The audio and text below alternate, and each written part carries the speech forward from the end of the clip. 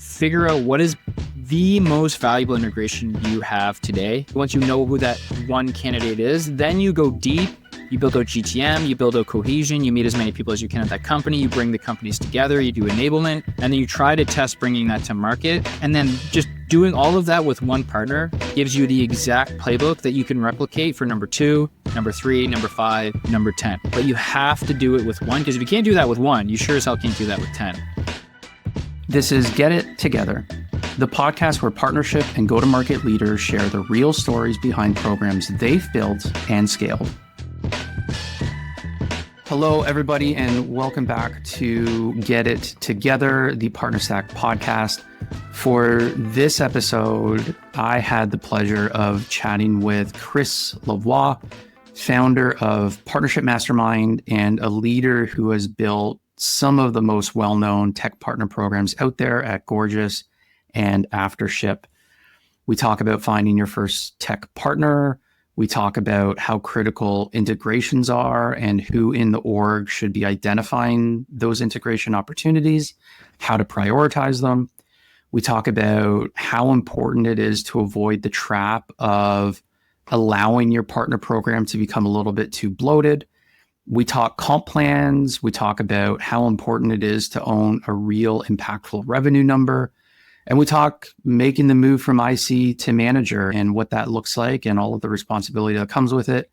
This was a very real open book conversation. And if you want that blueprint for scaling a tech partnership motion that really does move the needle, this one is for you. So let's go get into it. Chris, how are you doing, man? I'm doing great, man. Just trying to stay cool in the Toronto heat. But doing well. Toronto heat, definitely. Chris, and one of the reasons I'm so excited to have you here today is you are the founder of Partnership Mastermind, which you have very recently gone full-time into. You're coming off of a head of global partnerships role at AfterShip. And then previous to that, you built out the tech partner program over at Gorgias, which I know a couple programs there that people really look at as being best in breed. We are going to talk all things technology partnerships. We're going to try to go deep. I'd love to pick your brain on education and, what you're trying to solve for and the gaps that you see in the space. But before we get into all of that, I'd love to start with maybe a simple question. It's a myth-busting question. If you could erase one myth about scaling a tech partner program, what would that be? Snap answer for me, which is the idea that you need to work with a large volume of partners, large being a relative term, different for each company. But this concept that the principles of scale only are satisfied when you continuously increase the volume of total partners that you consider active. I think that's a total myth. I think one of the biggest benefits of tech partnerships, ISV, at marketplace strategy is compared to services, agency, and SI companies who have very small client portfolios that aren't refreshed and expanded that often. Technology companies have thousands, tens of thousands, hundreds of thousands of customers, so massive TAM presented to you. So the best play, and we'll get into it quite a bit, is to how can you penetrate as deeply as you can on a few really strategically aligned technology ISV vendor partners versus feeling like, okay, we got a little bit of traction with tech partner A, on to B, on to C, and then keep scaling from there. By far and away, one of the biggest things I see hold software companies back. Interesting. Very cool. Maybe we can get into definition time a little bit just to make sure we're all on the same page as we keep rolling. A tech partnership, what is that? And it might be a silly question, but I've heard people define different things as a tech partnership and they look quite different. To you, what is a tech partnership? Yeah, no, not a silly question. I think it's important to get the vernacular down. The way I simply define tech partnerships is any straightforward partnership kind of activity between two technology companies, typically software companies. I think the key distinction to drill down is you can still have a tech partnership program or strategy and a single partnership, even if it's absent a pure, say, API-based integration, right? I think it's still technically a tech partnership absent the integration, but I think when people really think about this term, I think they're specifically imagining an API-based integration that is continuously upgraded and then leveraged to drive GTM activity. Got it.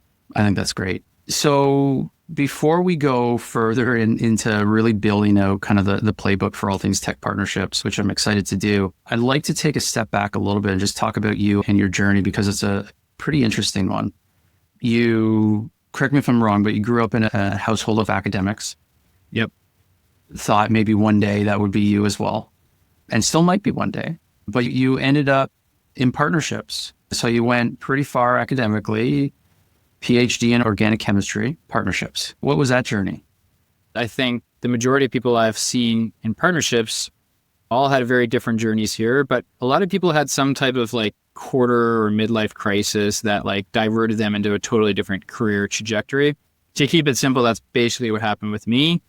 I grew up very curious and passionate about learning. And then that evolved into a passion for storytelling. And, I would learn something and then my default response was, okay, who can I turn around and talk to like share what I've just learned so that they can benefit from that knowledge and apply it in their lives. So I basically grew up thinking, okay, I'm going to be a teacher, like a high school math or science teacher. And then basically one of the biggest pivot points in my career and life was I enrolled into my undergrad as a math major. And then going into sophomore, second year, my mom was begging me to take organic chemistry because she really thought I was going to be a medical doctor. And she knew that in order to write the MCAT in second year, I needed to take organic chemistry just to be eligible. So she begged. And so I said, okay, Mom, I'll take organic chemistry, but I'm full-fledged math major, so don't get any ideas. And then in second year, math was getting really boring, just as chemistry was starting to get really exciting to me. And so one day I walked down to the registrar's office, switched majors to chemistry, ended up getting a research position, was then convinced to do a master's, and then went into an early PhD program. And then from that point, I'm like, okay, well, I still want to teach. So I thought I'd become a professor. Was able to get a fellowship at Caltech, California, where Big Bang Theory is based. And there is really where I had the quarter life crisis, where I was like, okay, I feel like I'm going down this path that doesn't feel natural, doesn't feel right for me.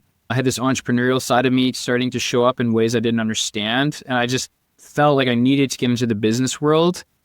I just didn't know how. And so I literally, to finish the story, I outbound cold LinkedIn DM'd at least 50 people I could find on LinkedIn who had PhDs, but had escaped, so to speak, the academic life and were in business positions. And I just begged them to take a call with me. Probably took 15. And I just basically asked them how they did it. And they all kind of said it's hard, but consulting is a good landing pad because there's a lot of transferable skills. Long story short, I got a consulting job to move from California to Toronto here. And then classic, one of my best friends was at Gorgias and then got me an interview for their tech partner role. And that's it. Very cool. Let's start there. So you start at Gorgias, you start in tech partnerships. What did the first week, month, year look like as you started to build that out? Yeah, to be honest, first week and month certainly were terrifying. I had a lot of transferable skills, certainly. Like I knew how to learn. I think one of the best things you learn completing a PhD is you're self-taught, self-directed, you're comfortable in high stakes, stressful environments. It was publish or perish. So if you weren't publishing at least 1 to 2 scientific papers per year, you were a nobody, and you certainly weren't advancing in your career.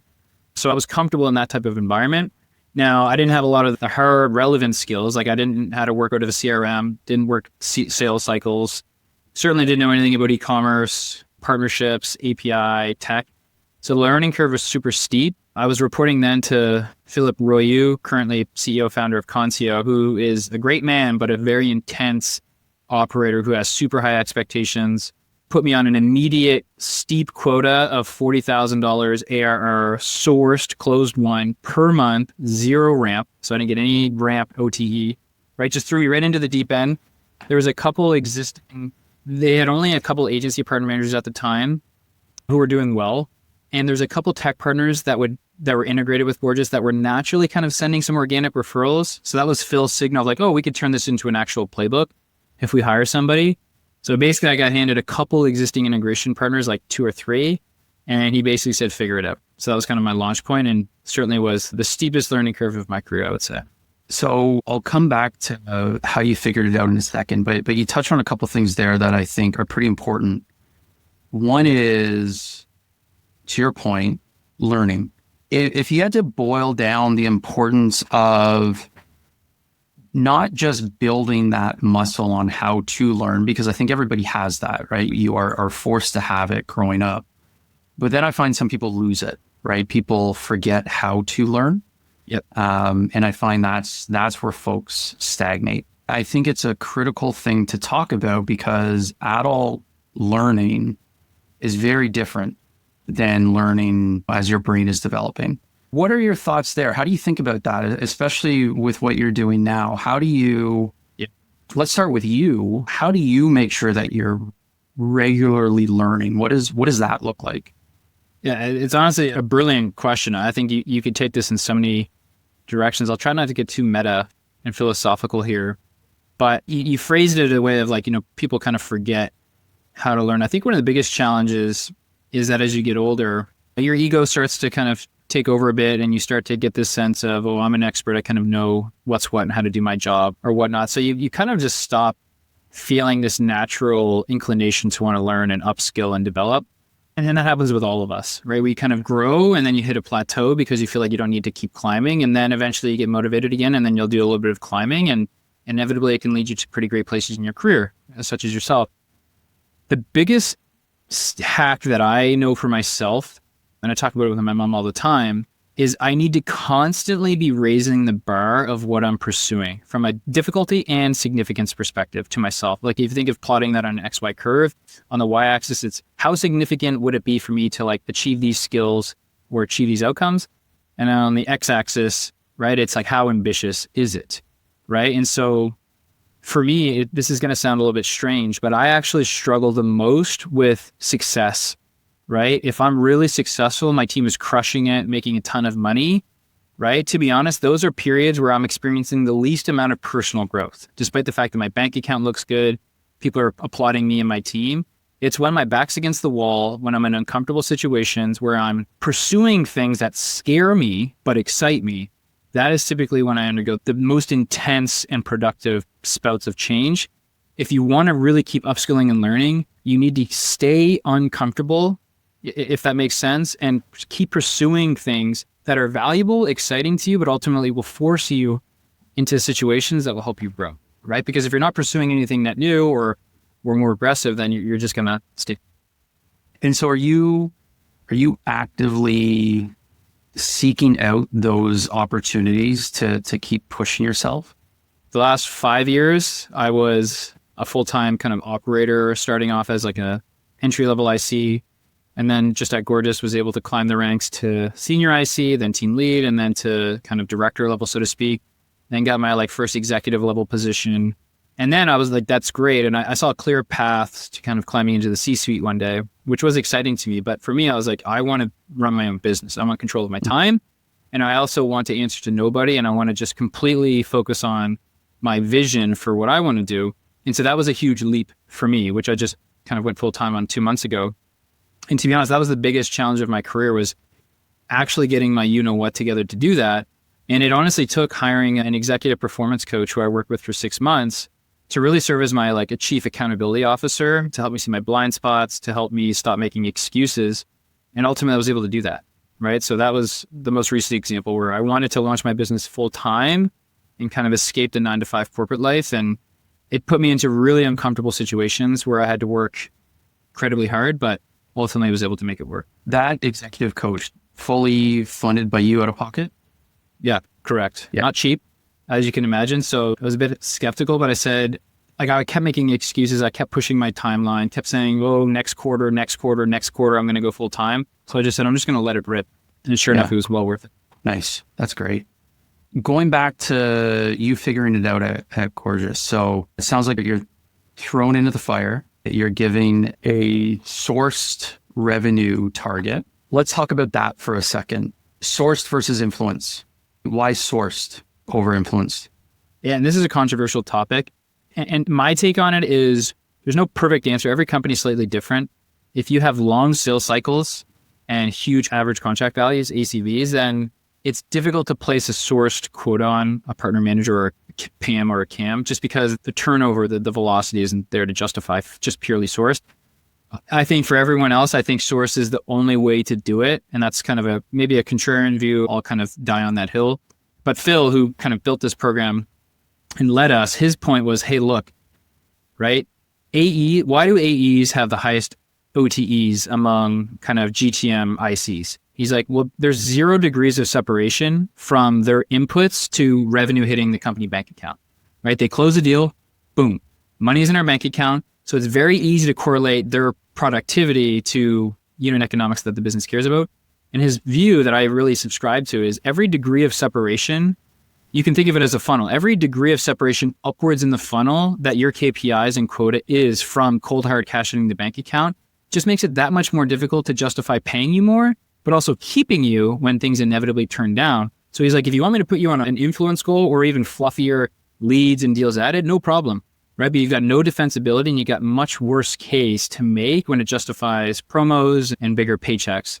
So as intense as it was, and Gorgias is pretty famous for being so rigorous on the goal setting side, he's right. Like we the results spoke for themselves. And I've always implemented close one sourced quotas, whether it's quarterly or monthly, it doesn't matter. But I think you get the outcomes. And the last thing I'll say there is I see a lot of companies will have like 100% influence goal, right? Or even more upper funnel goals like, hey, you need to add 10 SQLs this quarter, right? And the problem is it lets the partner manager off the hook of focusing and obsessing over the quality. And when they hand the deal off to AEs in those models, their job is done. Whereas if you own a close one quota, it really forces the partner manager to stay cooperative and helpful for the AE throughout the duration of the life cycle. But your job's not done just when you put it in the pipeline. Can you keep partners engaged? Can you get intel? Can you get influence? Drive it to the finish line, and then the AEs and partner managers are fully aligned. And the final thing is AEs have more respect and trust for partner managers because you're both owning the same quotas, right? There's no mismatch there. And so your comp plans were 100% on source, or did you have any other good question pipeline influence? And where I'm going with that is I agree with everything that you just said.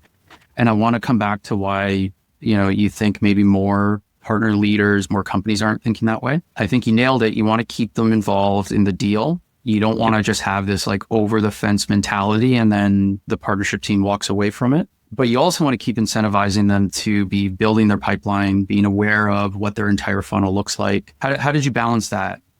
So I'm a big proponent, and every program is slightly different, but for me at least, I'm a big proponent of 100% of your quota variable is contingent on close one source revenue.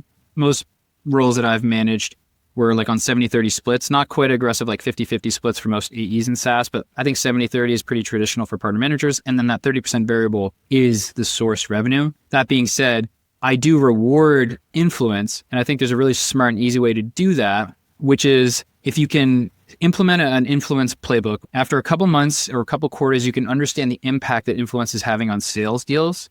So as an example, comparing apples to apples, if let's just say AEs request help on 50 deals in a quarter. Let's just say you influence 25 of those deals, so half of them, right? If for the cohort of deals that you successfully influence, they close 20% more often, well, then you can start to kind of put some like weighting and attribution around how valuable a single influence deal is. And then you can tie that back to compensation. So to put a picture on it, in my most recent post as head of partnerships at AfterShip, it was the 30% split, all 100% source revenue. But if you were to successfully influence a deal, which had to be double confirmed by the AE, AEs were the final gatekeepers of approving influence or not. If you successfully influence a deal, you would get 5% of the deal amount if it converted to close one as just like a cash bonus, effectively. It didn't retire quota, so you could influence $1 million deal. It doesn't retire your source quota, but I'm still giving you some type of an incentive to reward you, but not in a way that distracts you from what matters most, which is closing source pipeline. And then to answer your latter question, which is, okay, how do you kind of balance that? That's where like really simple to follow KPI dashboards and metric following is so important. It is really a management level responsibility. So I had these beautiful dashboards built out for my team that basically was constructed from like top of funnel down, where any partner manager on my team could log in and be like, okay, I've added this many leads this quarter, this many have converted into deals. This is how much active pipeline I have right now. My pipeline to quota ratio is 2.2, which is a little bit under that 3 to 4x that I'm looking for. So you can kind of see all the leading and lagging indicators and how they kind of connect towards one another, knowing that it's all in service of what you really care about, which is close one pipeline.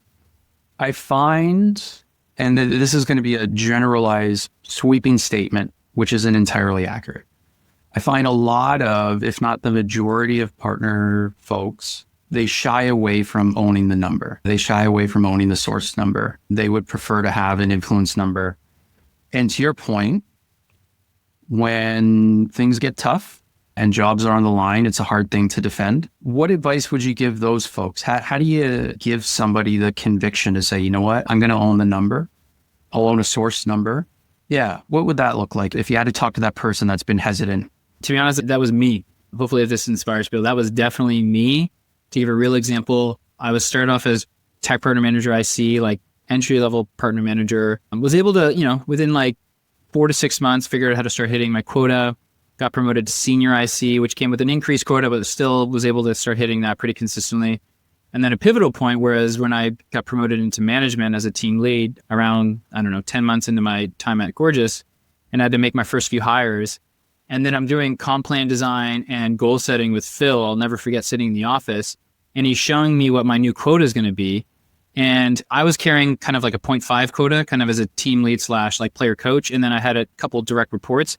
And I was like, whoa, if you add up our individual quotas, that's not the quota you're giving me. You're giving me a bigger quota than the sum of each of our quotas. And he's like, yeah, that's how it works when you start getting into higher levels. And I remember I gave him so much pushback and I was using irrational logic, but what it was, and he could see it, was fear, right? Like I wanted it all. I wanted the bigger salary, the bigger paycheck, but I didn't want my goals to go up in a commensurate way. And he basically looked at me dead in the eye. He's like, look, you're ambitious. I love that. But if you want to keep climbing, you need to start owning bigger goals. And yes, it's scary. And there is some downside because if you agree to a bigger goal, that's your denominator on your quota, which directly impacts your commissions. I'm not going to pretend like there's no downside. He's like, but you need to focus on the massive upside. He said, founders, C-suites, VPs, they love when people just step up and say, you know what, give me that big ass slice of pie. Really, give it to me. I don't care. Everyone else is scared to take that piece of pie. Give it to me. I know I can gobble it up. Because even if you only get 80 to 90% the way to a huge goal, it looks a hell of a lot better than consistently doing 120, 130% of a tiny goal, right? And that might be counterintuitive and people might scoff at that, but I've lived that having been petrified to own bigger goals, leaned all the way in and it was scary. And then I'll never go back, right? So now it's like, give me the biggest goal because it forces the best behavior. It forces you to humble yourself. It forces you to learn what you need to learn. It forces you to work harder. So if it's inspiring at all for the audience, I was that person. But I tell my team all the time, I get so much pushback. One of the most intimidating things to do as a manager, still to this day, and I'm sure Tyler, you've been through this, is presenting net new quota models with increased goals to your team. It's such an uncomfortable conversation.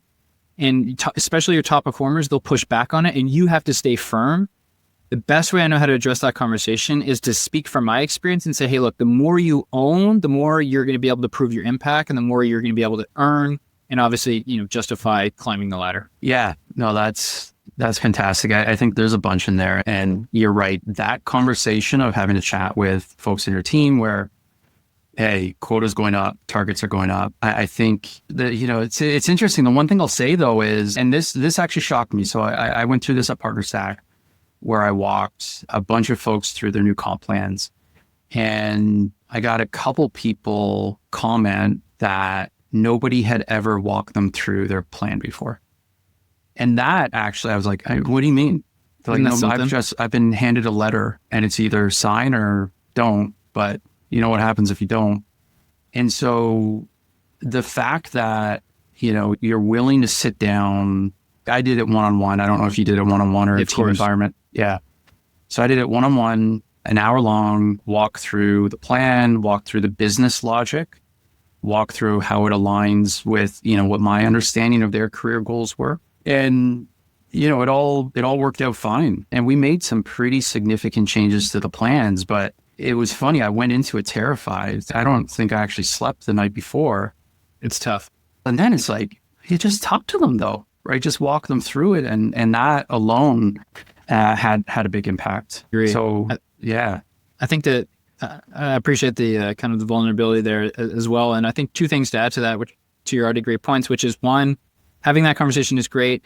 I think reminding them of, hey, we're in this together. I would always remind my team of that. Look, I'm not on some slim down version of a quota model, right? My goals are actually not to compare apples and oranges, but my goals are steeper, right? even if you all hit 100% of quota, I don't hit 100% of quota. I might hit 80%, right? Like there's a buffer that doesn't favor me. So reminding them of that, I think really helps make them feel like you're in it together versus like you're just kind of like giving them these unfair challenges. And I think the other thing, which knowing you're probably very similar, is like hyper transparency. Like I remember at AfterShip, I was maybe 6 months in, I just quickly expanded the team pretty aggressively. And then we were hitting our stride a little bit, but we needed to step on the gas. I needed to increase goals. And there's a lot of pushback, understandably. And so I just said, I took an hour and I really crunched the numbers and I sat everyone down in a workshop and I showed them basically like our P&L of this profitability chart. I showed them a month over month breakdown of exactly how much our department was spending to the cent relative to how much we were bringing in. And I showed them we're still in the red, but improving. And I said, look, until we're in the green, why would our CFO, why would the CEO justify more headcount, more resources to fly all over the world, to go to these events? Like literally, like I would point to people like, would you invest in this chart? Would you invest more? And they said, no. It's like, okay, this new comp plan, if we're able to hit 90% consistently, will get us into the green and unlock more investability of our program. So that was a really powerful breakthrough for me, where I literally gave them a full glimpse into our actual P&L as a department, labor costs, tool costs, et cetera. And that was a big unlock for me. Oh man, I love that. I think the transparency is key. I think the financial literacy is key. Understanding how to chat with the CFO, speak the language of the business. And then something you said a little bit earlier, just around kind of goal setting. I had this conversation with somebody last week where almost identical to what you just said, but I think it's important to reiterate from a career standpoint. I've always preferred to be yellow on a big target than green on a really small target. 100%. Like your CEO isn't an idiot. Your CEO is going to look at it and be like, hey, great. You're green on everything. But you're not growing. You're not, I got this other person over here that's, yellow, maybe even in the red, but the impact is that much bigger. Like what they were willing. Yeah. That is the word. It's not about just trying to show up as green on a chart somewhere. I think it's about the scope of impact that you're having. And, not to go on a tangent, but it's one of the biggest issues I have with how people leverage OKRs in organizations. Like if you go back and actually look at how OKRs were meant to be built, they were meant to be literal moonshots. And yeah, if you only hit 60, 70%, but you're shooting for something big, you're looking pretty good. What I find with most organizations now is their OKRs are their base plan. Totally. So it's the base plan, but then they take the principle of like, yeah, but 70% attainment is pretty good. It's like, no, it's 70% on a base plan. It's not good at all. You got to think a little bit bigger. I totally co-sign with that. And you asked a question earlier, which we didn't get into, which is like, why do you think, certain partnership leaders or even other GTM leaders kind of set comp plan, conservative, more upper funnel comp plans that they do? And I think you hit the nail on the head there. I think a lot of leaders, especially like less experienced ones, they're designing comp plans as like to the bare minimum to hit 100%, right? Like they design it in a way that's like, okay, we're going to hit 100% on the dot, right? But they're not setting the goals high enough. And then they don't hit that 100%, which is actually less than it should have been in the first place, right? So let's just say they hit 90% of their goal. It's probably only 50 to 60% of what the CEO is actually hoping for. So they're designing these goals really conservatively. The way they communicate to the team changes the behaviors, where it's like, hey, look, like we're setting these goals. They are aggressive, right? You don't just tell your team like, hey, like 78% is fine. You don't communicate it that way. But if you set the goals, a little bit ambitiously, right?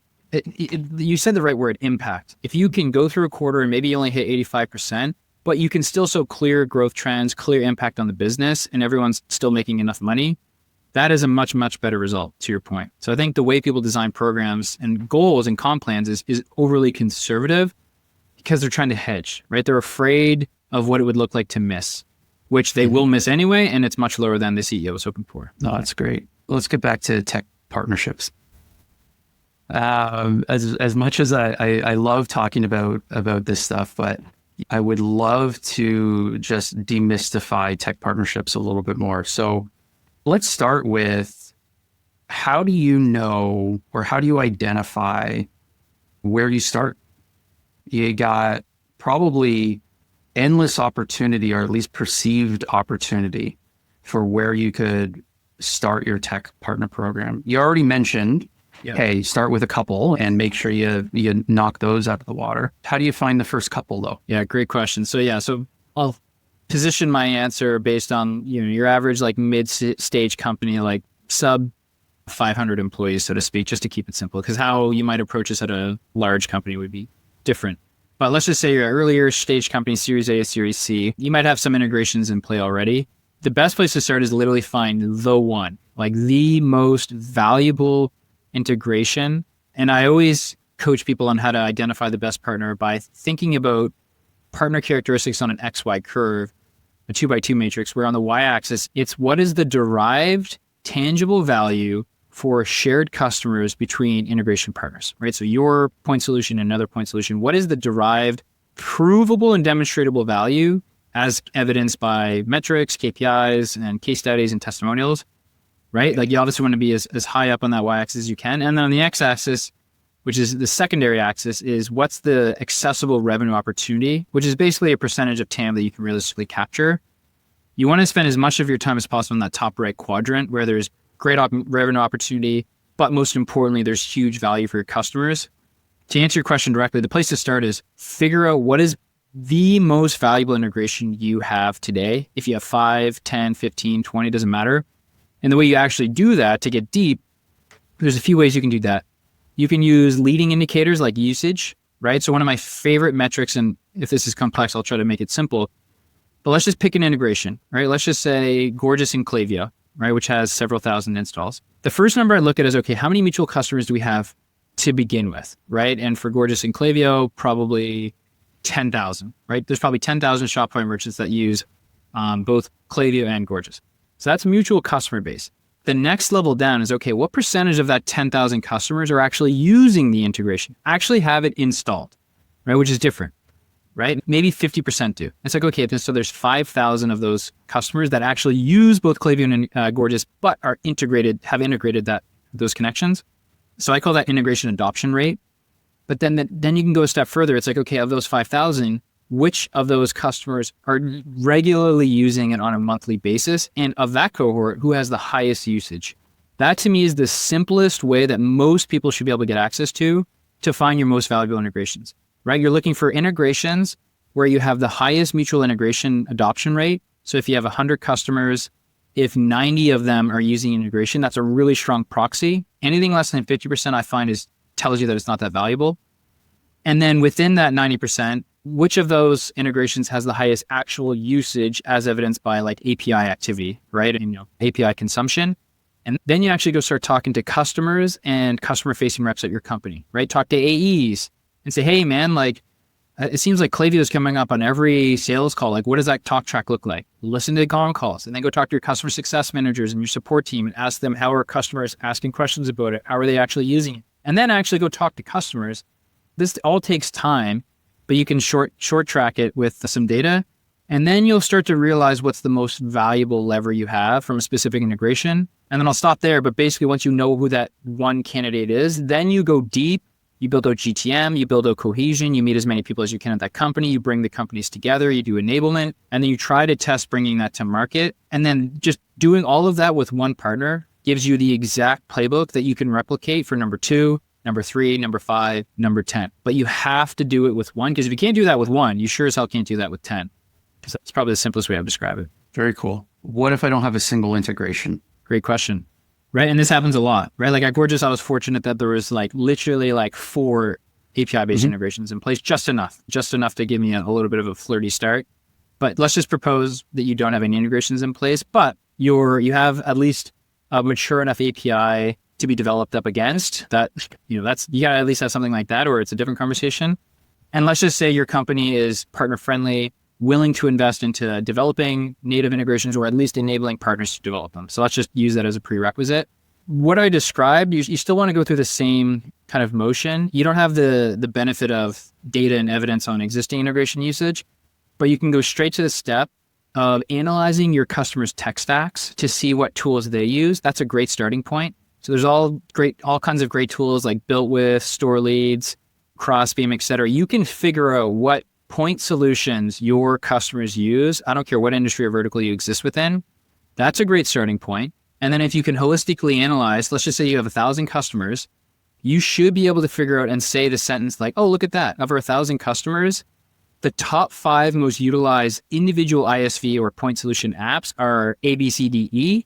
That's interesting, right? Now let's actually vis-a-vis our customer success team, our sales team, our product team, let's go digging into that to see which ones are actually most useful and important to our customers. And then, okay, it's like, okay, this number 1 app, A, seems like it's the most important. It's the quintessential app used by our customers. It's the most complementary use case-wise for our own product. Now let's get connected with that potential tech partner between our product team and their product team to start scoping out what some use cases could look like. And then let's bring that to some potential VIP customers to get feedback from and then actually validate that with a proper beta. So this is a long way of saying reverse engineer it, lift up the hood of your most important ICP customers. What are some commonalities with respect to the point solutions and ISV apps that they use within their tech stack? Then start talking to customers to see if anything sticks in terms of which ones are most important to them, and then map out some use cases, talk to the product team on the other side, and then ultimately get at least a beta version that your customers can test and then bring it to market. Oh man, good stuff in there. The scenario that I have in my head is I'm a partner leader. Let's say right now I'm heavily focused on agencies. It's a referral motion.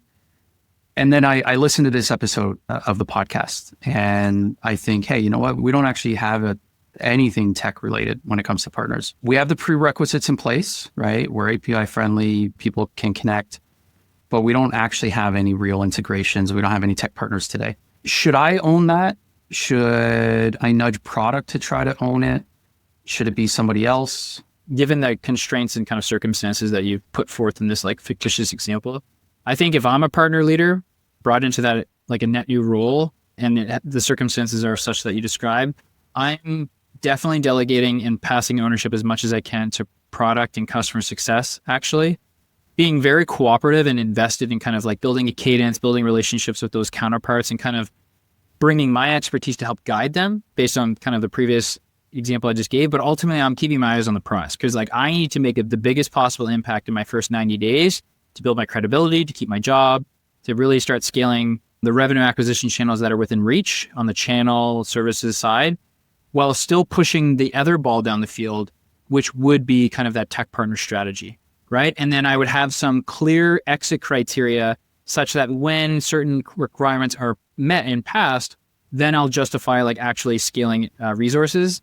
And I would say the big exit criteria for that is if the product team, if I help them get set it up and they ship a couple integrations by cooperating directly with partners, and the customer success team is able to help drive some adoption and get some really positive signals. And I think customer success teams are a fantastic marketing vehicle for driving adoption for your existing customer base. Don't overlook that.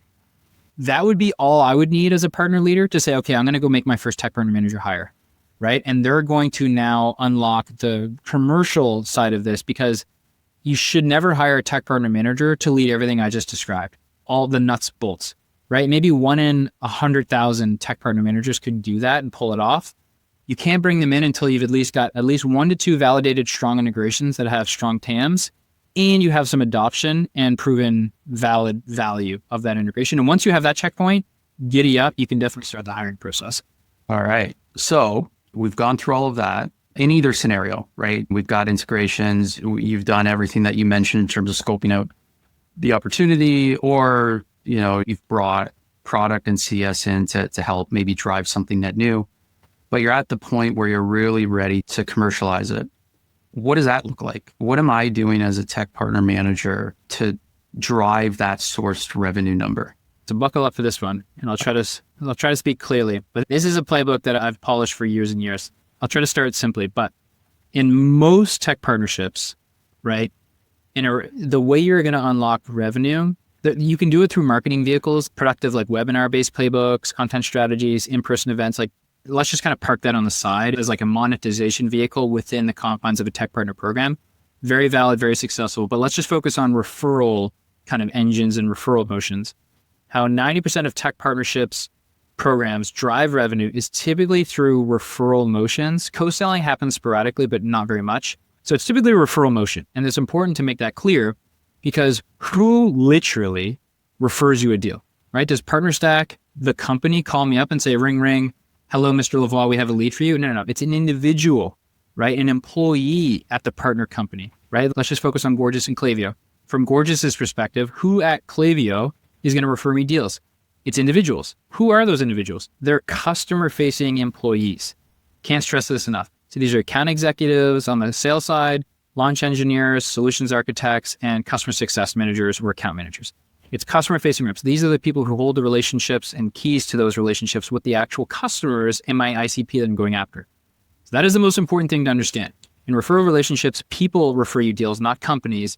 Customer-facing reps are those people. So unless you're able to get access to them, enable and evangelize them, then you're not going to be able to stand this up. Okay, so we've got that clear. So then what's the next approach? You can do this in a very systematic, kind of data-driven way where per tech partner, you can literally scrape a list of every single one of their customer-facing employees, especially nowadays with using ChatGPT or third-party data enrichment tools like Apollo, for an example, where I could take Klaviyo, and I know for a fact that Klaviyo has 600, give or take, customer-facing roles right now, right around the world, right? So I build a list of them, I plug them into my CRM, whether it's HubSpot or Salesforce, and I build a literal funnel, right? A 4-stage funnel, no different than you would create a funnel for your marketing leads. I create a literal funnel for my partner customer-facing rep leads, where the stages are prospect at the top, which means I know about you, but we've never talked, never engaged, super cold. The next stage is engaged, right? And so for my partner managers who are focused on, say, Klaviyo, they're running really polished outreach via LinkedIn DMs, especially email can work as well, or even Slack. And the CTA there is, hey, just book a meeting with me. You might not know this, but we have a kick-ass integration between our platforms used by 10,000 customers, huge evidence that this is really successful. I would love to help you understand how you can leverage this to hit your KPIs faster, whether you're on sales or success. Boom, they book meetings, which is a beautiful thing, right? Very easy to do. Now all of a sudden they're graduate more middle funnel towards engaged, right? And then from there, you want to get them to do what? Refer their first qualified lead, right? And then when they do that via automation, that's pretty straightforward to build out. They automatically escalate to the next lifecycle stage, which is what I call activated, which means they've at least sourced us one qualified deal.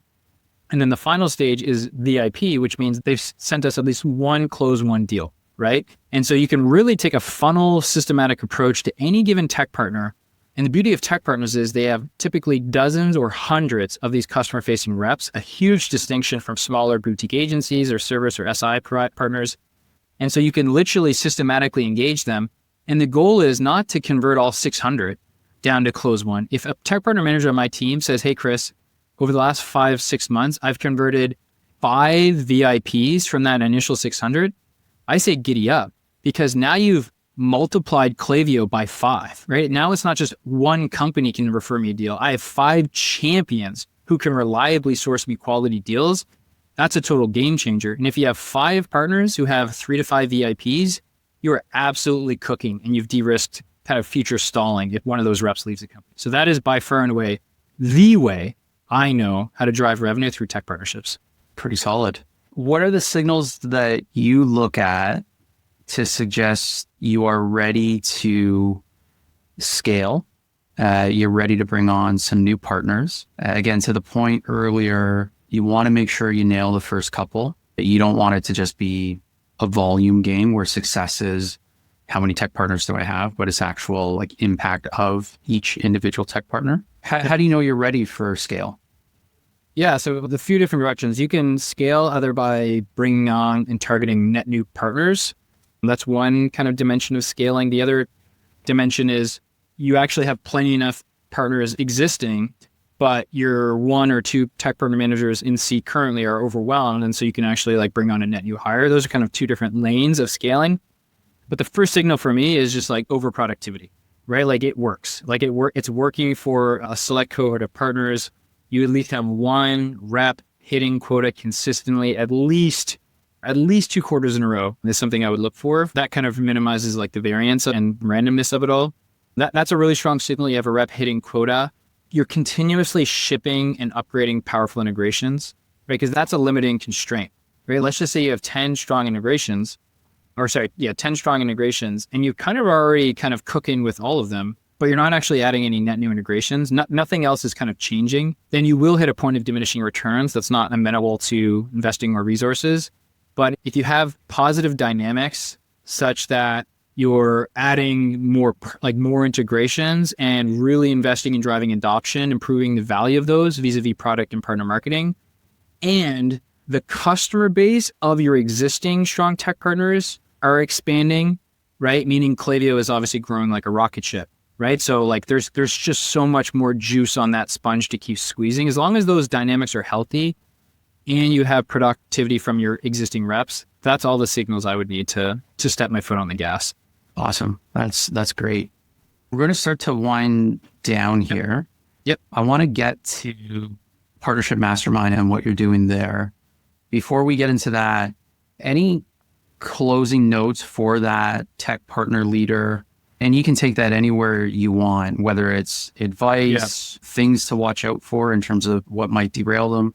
100%. Yeah. I mean, I'll close off by honestly sending a stern message to people leaders, head of partnerships, VP partnerships, and CROs and C-suites, and really just kind of challenge them to not leave your tech partner people on an island and not treat them like you would any other agency or SI or channel account manager. It is a totally different role because of the product complexity.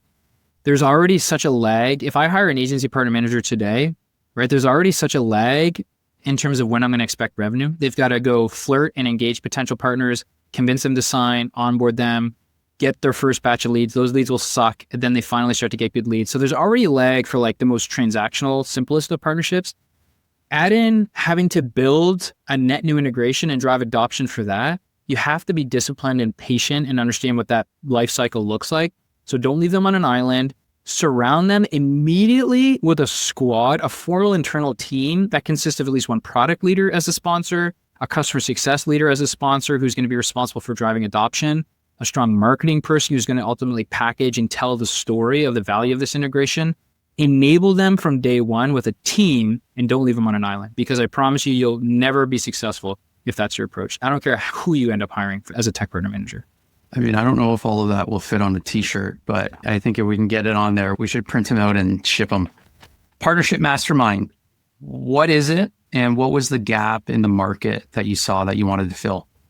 Yeah, absolutely. So Partnership Mastermind, fortunate to say, it's the number one coaching and training program in the world for early to mid-stage partnership professionals. Our sweet spot offering, so to speak, is our Mastermind Bootcamp, which is a virtual guided 8-week program where 18 to 20 students from around the world from different verticals join us for an intense 8-week program. Each week we meet for an hour-long lecture, which I switch between theory, real-world examples, stirring conversation between students on a very specific topic. So it could be data-informed decision-making, could be playbook building, it could be cross-functional collaboration, it could be co-selling and co-marketing.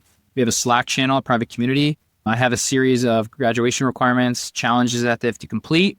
Then I give them a bunch of free resources and some mentorship as well. And really, simply put, the only thing that matters is, do you exit this program having moved the needle on your number one growth area, which is different for everybody, right? And so it's evolved over the last 2.5 years. We're in the middle of our 12th ever cohort.